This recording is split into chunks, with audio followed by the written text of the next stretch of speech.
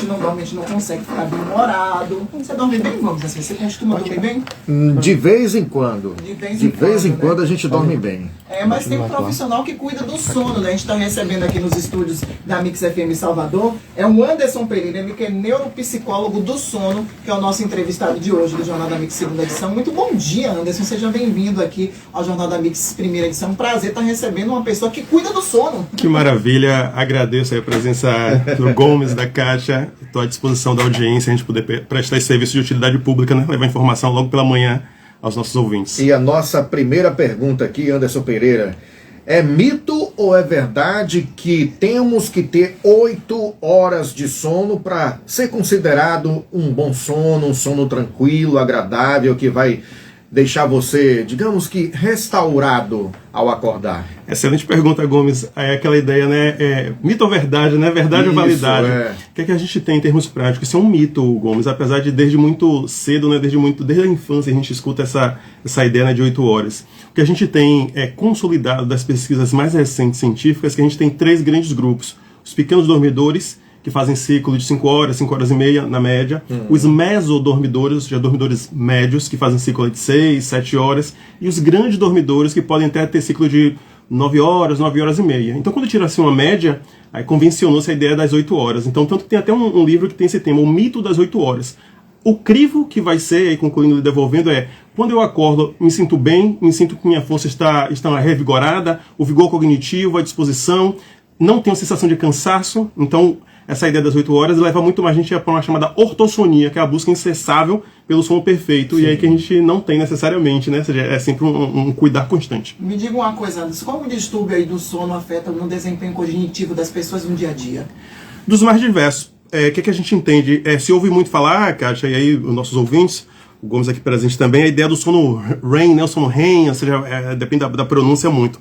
Mas se negligencia muito a ideia do sono sol, que não tem a ver com o sol, o astro, né, que é o sono de ondas longas, o sono de ondas lentas, que é justamente nessa fase onde a gente consolida toda a parte da memória. As nossas informações saem do hipocampo e vai fazer a gravação. Então, assim, quando a gente não atinge esse sono, porque o sono se dá em ciclos, há um comprometimento completo e absoluto de todas as funções cognitivas, desde a atenção das mais diversas, atenção concentrada, atenção sustentada, atenção alternada, e da parte de memória de curto prazo, memória de longo prazo, memória descritiva, memória prospectiva, que é a memória do futuro. Então, o que é que a gente entende aí, concluindo? Toda a área das funções cognitivas superiores, inclusive a linguagem, é comprometida com isso. É muito comum as pessoas terem problema de memória, problema de esquecimento, quando na verdade já tem um problema de atenção derivado de um sono de má qualidade. A importância do sono, né? Fundamental. Na vida das pessoas. Eu costumo dizer, Kátia, Gomes, que não existe saúde sem saúde do sono. Tem ouvinte aqui já perguntando pra gente, o Miraldo. Fala, Miraldo, bom dia. Gomes, tudo bem com vocês? Aqui é Miraldo. Olha só, eu acho que vocês deveriam fazer um canal no YouTube, tá? É uma sugestão para que as programações da rádio pudessem também ser simultaneamente mostradas na rede social. Fica aí a dica, viu? Forte abraço, bom final de semana. Agora vamos para a pergunta do ouvinte. Obrigado pela dica, Miraldo. Nós já temos um canal lá no YouTube da Mix que você pode acompanhar também, tá bom? Fala, Cordeiro, bom dia. Bom dia, Kátia. Bom dia, Gomes. Parabéns pela grande audiência e a maneira de vocês fazerem a rádio. Obrigado. Eu sou fãzão de vocês. Quem fala é Cordeiro, aqui da linha verde, saindo de Prado Forte, sentido a Seara Simões Filho. As segundas, quartas e sexta é essa minha meta. Mas, Gomes e Katinha, eu quero abordar um tema aqui relacionado ao sono. Eu estou ligado em vocês todos os dias. Fala muito da insônia. Eu quero já abordar aqui que, para esse excelente médico que vai dar a entrevista aí, quando o sono é demais, que não é insônia. Certo? Você não é. Eu queria abordar esse tema com ele, por favor. Ficaria muito grato. Tá, e o Cordeiro ele falando sobre a questão quando não é insônia, né? O sono é demais, a pessoa dorme demais, é um problema também? Interessante, Gomes e Kátia, aí o nosso ouvinte, excelente pergunta, porque tanto a gente aprende com os sábios, né? Que se diz que os excessos são perigosos. A gente aprende dentro da tradição e a gente entende que tanto a deficiência de sono, a falta de sono, ou o sono comprometido, quanto o excesso dele também ele é categorizado ali como uma patologia. Tem um nome específico chamado hipersônia ou hipersonia, depende muito da pronúncia de quem estiver fazendo ali. Então, assim, a ideia do sono prolongado é também tratável, né? Quando a gente fala de insônia, insônia não é uma coisa muito simples, não é uma coisa que vai se resolver com um chá, nem com a cápsula de melatonina, é uma doença por si só que tem um CID específico, que é o G47. Então, tanto ela é sintoma de outras doenças, quanto ela por si só já é vista como uma patologia independente com sua tratativa específica. Então, G47. E tem muita gente que diz assim, poxa, eu tô com insônia, eu vou tomar melatonina, eu vou conseguir dormir, vai ser tudo normal. Não. Não é bem assim. Não é nada assim. Explica aí pra gente. O que acontece? Uma coisa é uma perturbação leve do sono, que é comum, é natural, não é patologia, isso faz parte do nosso processo, das nossas vidas. Outra coisa é insônia. Aí eu faço uma comparação, analogia e concluindo que uma coisa é a gente tem um espirro, uma gripe pontual, outra coisa é uma pneumonia, outra coisa é uma bronquite, ou seja, todos estão ligados ao aparelho respiratório, mas são distintos. Então a perturbação leve do sono não é insônia. E quando se caracteriza insônia, seria de repente o gancho, né? Quando eu tenho uma perturbação do sono ali que com a frequência maior do que 2 a 3 vezes por semana, que ela perdura entre 2 a 3 meses, a gente já tem ali chamada insônia aguda, aquela que é pontual, específica, tratável. Em não tratando, a gente já tem um quadro crônico, uma cronificação da insônia, e que aí a intervenção ela é mais criteriosa, no sentido de exigir, né, uma tratativa mais específica. A saúde mental atrapalha no sono? Porque muita gente que hoje que sofre com ansiedade tem aquele problema também na hora de dormir, né? Sim, ou seja, a gente tem diversos transtornos psíquicos, né, que causam a interferência total na parte da insônia. E só fazendo um adendo e deixando bem claro, assim, existem alguns transtornos mentais, existem casos de insônia que, de fato, há uma necessidade de intervenção medicamentosa, porque tem de pano de fundo ali uma outra patologia, a gente chama de comorbidade, né? Quando uma patologia se anexa com a outra, então exige, na verdade, assim, uma intervenção medicamentosa. Porém, o que eu sempre chamo a atenção é que a consciência internacional para tratar a insônia já é unânime, que a primeira linha de tratamento para a insônia ela não deve ser medicamentosa. A primeira linha de tratamento para a insônia deve ser comportamental, por meio da terapia cognitivo-comportamental específico para a insônia, que é o padrão ouro consagrado já internacionalmente. Tanto que a gente tem a classificação internacional dos transtornos do sono, que já catalogou mais de 50, 60, 70 tipos de insônia. Agora vamos falar sobre o ouvinte que gosta de dar um Google para tomar medicamento. Sim. Né? Eu tenho um amigo que ele é muito agitado e ele estava com dificuldades para dormir. Tomou uma vez o Zolpidem. Sim. Aí apagou. Ele, opa, que negócio bom. Pílula mágica. Né? Pílula mágica.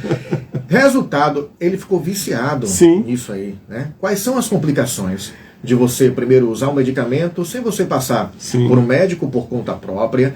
E se por um acaso tem uma outra alternativa de você combater a insônia, essa dificuldade para dormir, sem esse medicamento? Lembra aquele jargão que tinha, Kátia Gomes, assim, seus problemas acabaram, não tinha uma coisa assim, tem uma mágica. Ou seja, o que é que eu costumo dizer? Eu sou muito na origem, né, na fonte da sabedoria. O que é que a gente aprende? Assim, toda vez, tudo aquilo que a gente ignora tende a trabalhar contra a gente. É um primeiro pilar que eu trabalho sempre com os pacientes. E o segundo pilar é o atalho, é sempre o caminho mais longo.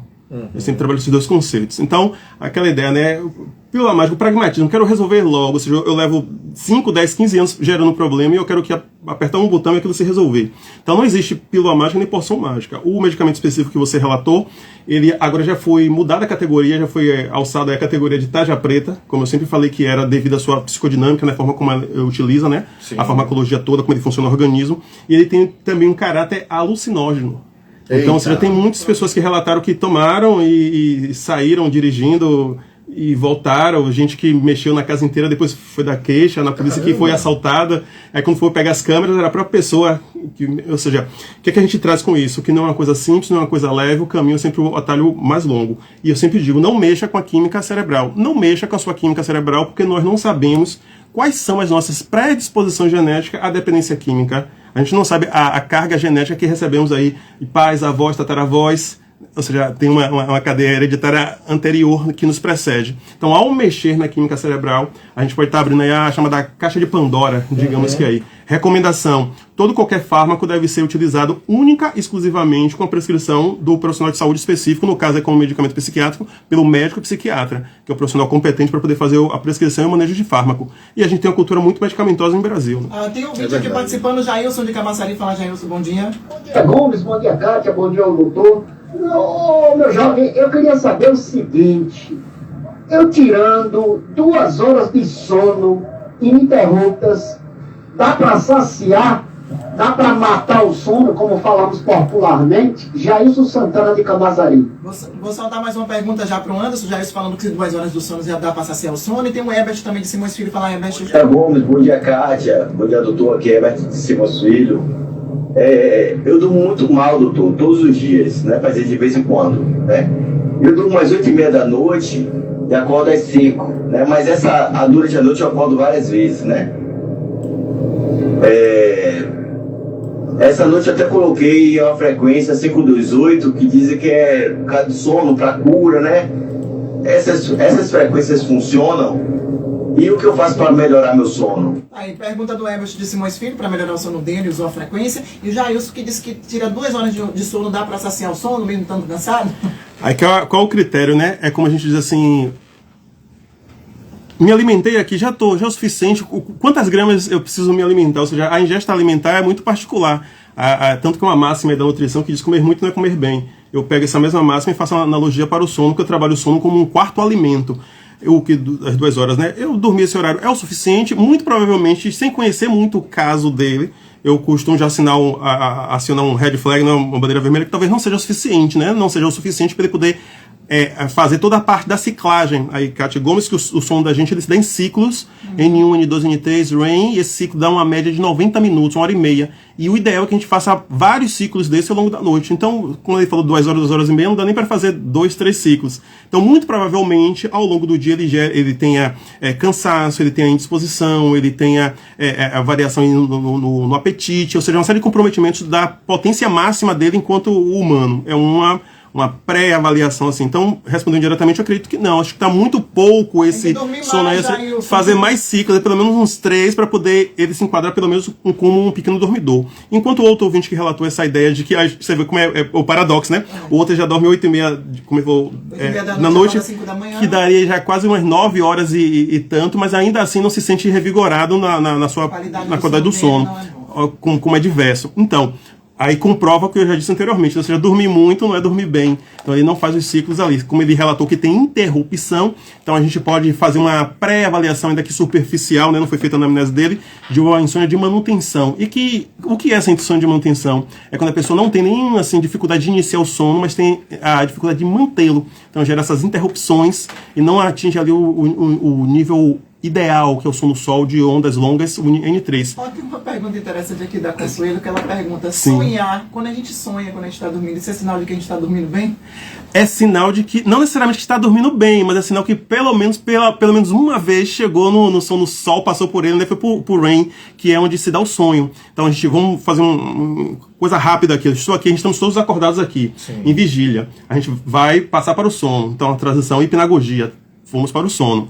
Primeiro nível N1, segundo nível N2, aí 20, 30 minutos, N3, sono sol. REM, comecei a sonhar. Então essas 3 fases, né, contando com o REM, que é a quarta, já dá ali 1h30. Então, pelo menos por essa primeira 1h30, esse sonho dela está garantido. Por isso que é muito comum a gente acordar e dizer, eu estava sonhando agora, porque acabou de sair do sono REM. E a ideia é que não fica assim, o sono ele não é uma linha reta, ele se dá em ciclos. Então a gente vai N1, N2, N3 REM, N1, N2, N3 REM, e isso ao longo da noite. Então, respondendo diretamente ao ouvinte, como ela sonhou, aí é aquela ideia, pelo menos se ela passou pelo REM, pelo menos uma vez a gente pode dizer, né? E o ouvinte anterior comentou sobre escutar ações. Não existe necessariamente assim a recomendação nessa linha. A recomendação é o tratamento cognitivo comportamental específico para insônia, porque pensamento é informação. Então, toda vez que a gente adquire pensamento, a gente está ativando áreas do córtex pré-frontal, que é essa área do cérebro, que ele é o antagonista do sono entrar em repouso e o cérebro mudar. Concluindo e devolvendo o sono, no sono o cérebro não desliga, ao contrário do que se diz no senso comum, né? Ele muda a frequência. Agora, se tem uma coisa, Kátia, que me deixa intrigado, é o sonho, sabe? A capacidade da nossa mente, não sei, é algo assim extraordinário. Imagine você dormindo. Agora, Tiago, imagine você dormindo, tá lá no seu soninho, de repente você sonha tropeçando. Aí, cá na cama, você tá lá se mexendo, você parece que vai virar. Essa é uma das sensações. Essa é uma das sensações mais gostosas, assim. Fazendo xixi na cama. Porque você tá ali, né, sonhando, fazendo o xixi. De repente você faz de verdade. De repente faz de verdade. E acontece até depois de adulto, né? Sim. Excelente pergunta do Gomes e Kátia, autorrelato aí. O que a gente tem? Que não acontece, é muito comum, e eu concordo com ambos. Durante o sono a gente tem a chamada atonia muscular. Aí o nome complicado, o que é isso? Se eu costumo chamar o nome das coisas pelo nome que as coisas têm, né? Tem que tirar do crivo de opinião. Sim. É justamente aquela ideia do que os músculos ficam parados, justamente para evitar se machucar, para evitar movimentos abruptos ali, né? E se machuca. Então, e os espasmos, então, hein? Tem esses espasmos, né? Você quebrou ali a atonia muscular. E dentro dessa atonia muscular existe também o controle dos esfíncteres, que aí tá ligado à ideia, né, de urina e tal. Então, assim, inclusive existe a produção de hormônios que retiram ali a vontade, digamos, aquele primeiro impulso de fazer o xixi, né, que é a diurese em si. Então, assim, tem essa atonia muscular quando a gente fica parado. Então, existe o quadro do sonambulismo, né, as pessoas que levantam e se movimentam, que também está descrito na categoria internacional dos transtornos do sono. Então, o sonambulismo está ali categorizado. Aqui, Anderson vai ter que voltar aqui sempre para falar sobre diversos assuntos do sono. Mas tem um Kel aqui participando com a gente, nosso ouvinte. Mas antes eu quero relatar uma coisa. Eu tive um problema com o sono, tem uns 15 dias que eu resolvi. Comecei uma massagem ultracraniana. Sim. Que melhorou bastante, estou conseguindo dormir tranquilamente. Depois eu quero que você fale sobre isso, mas tem um Kel aqui. Fala, Kel, bom dia. Bom dia, Gomes, bom dia, doutor do sono. Minha dúvida é a seguinte: eu geralmente acordo 4 horas, 4h30 da manhã para ir para o trabalho, pois eu moro longe do trabalho e acabo chegando muito tarde por conta da faculdade, faço faculdade à noite. Sim. Então, minha média de sono é de 4h30, 5 horas. Eu queria saber do doutor se isso é muito prejudicial à saúde, porque durante o dia eu até tento dormir, mas se eu dormir durante o dia, à noite eu fico sem sono. Também sou assim, não consigo dormir durante o dia. Excelente pergunta, Kel. O que a gente tem aí? A gente tem você relatou 2 fenômenos, que é a quebra do impulso do sono. O que é o impulso do sono? Quando nós saímos do sono, mesmo que ele não tenha uma qualidade, mas a gente teve alguma alteração ali de frequência, a gente dormiu, mesmo que de má qualidade, a gente veio para a vigília, que exige uma outra frequência cerebral, a gente já está ali contando, né, os créditos de sono, entre aspas. Eu sempre costumo dizer que o sono do dia, né, o sono da noite foi criado no dia anterior, então a gente já começou a criar ali o sono. Como ele relata 4h30, se é suficiente, é aquele mesmo crivo. Durante o dia, eu estou com meu vigor cognitivo, minha atenção, minha memória, eu estou vivaz, audaz, eu estou sagaz, mas como ele diz o quê?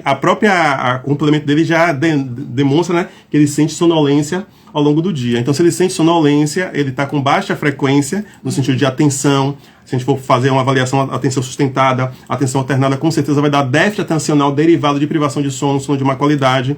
Então, e dormir durante o dia, que é a grande questão. Vou dormir durante o dia. Não faça isso. A recomendação não é essa, porque você... soninho depois do almoço. Isso é muito comum. Inclusive, tem países inteiros que adotam isso como uma prática cultural, né? Sim, Espanha tem muito disso, a ideia da cesta e tal. Para quem não tem problema de insônia, tudo tá valendo. Para quem tem problema de insônia, não se dorme em nenhum momento durante o dia, e por um único motivo.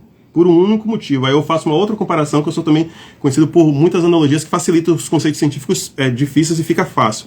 Vamos pensar que uma pessoa que não tem problema ortopédico no joelho, ele pode subir alguns lances de degrau, de escada, e não vai ter nenhuma dor. Para a pessoa que tem um problema grave de joelho, qualquer degrau vai sentir dor. Exato. Então, se a pessoa não tem insônia, tá valendo. A pessoa diz, eu durmo com barulho, durmo sem barulho, durmo com luz acesa.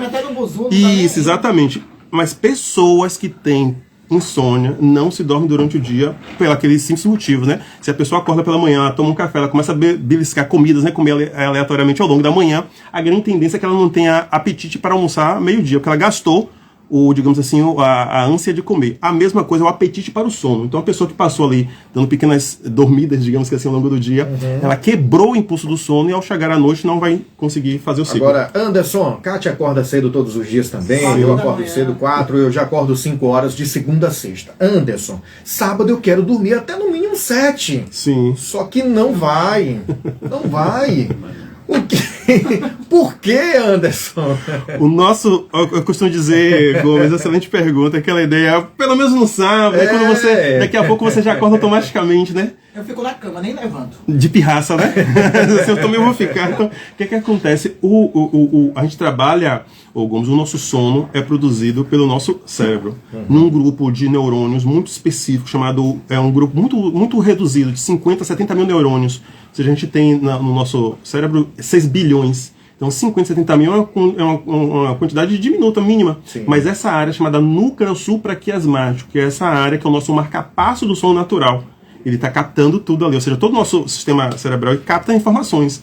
Então, ao longo da semana, isso não foi feito durante uma semana só, já foi ao longo de vários meses e, de repente, vários anos, houve ali, de fato, ele já entendeu como um marcador temporal o despertar, a mudança de frequência. Então, assim, eu sempre costumo dizer, dormir, ele é uma necessidade fisiológica involuntária. Tentar obtê-lo é não consegui-lo. Então, quando você tentou interromper um sono, o cérebro já está, digamos que ali naquela área. Então, não se pressione, não vai funcionar dessa forma. Você vai seguir, provavelmente ali ao longo do tempo vai conseguir vincular, mas não é aquela coisa certinha como você não inicia necessariamente o sono na hora que você quer e nem interrompe necessariamente na hora que você quer, né? Sim, tanto que a gente utiliza aí o artifício Rapidinho aqui o Josemar participando com a gente, falando.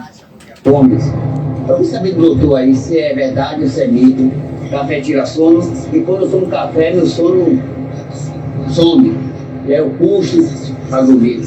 Obrigado aí, Glória. Aquele cafezinho para tirar o sono. Deixa eu soltar só mais uma pra gente fechar aqui. Sim. Vamos lá, Vitor. Kátia, gostaria de saber do doutor. Eu ultimamente estou dormindo muito pouco, né? Acordando com a sensação assim que realmente não dormi, não descansei. Eu gostaria de saber do doutor o que fazer, né? Porque eu já tinha sentido isso há um tempo atrás, porém hoje piorou um pouco devido à doença de meu filho, né? A gente vem sofrendo com ele constantemente, quando estava na UTI e tal, saiu. E aí depois disso eu senti que deu uma piorada e eu não consigo ter aquela qualidade de sono. Gostaria de saber dele o que eu posso fazer para retornar a ter essa qualidade. É uma pergunta que a gente faz também, o que a gente pode fazer para melhorar a qualidade de sono. Exatamente, da primeira pergunta seguinte, o café, aquela ideia, é proibido proibir, né? Mas o café está proibido por um único motivo, ele interrompe os receptores da adenosina, que é justamente o marcador biológico para a produção do impulso do sono, ou seja, de onde tudo surge, de onde tudo se origina, né?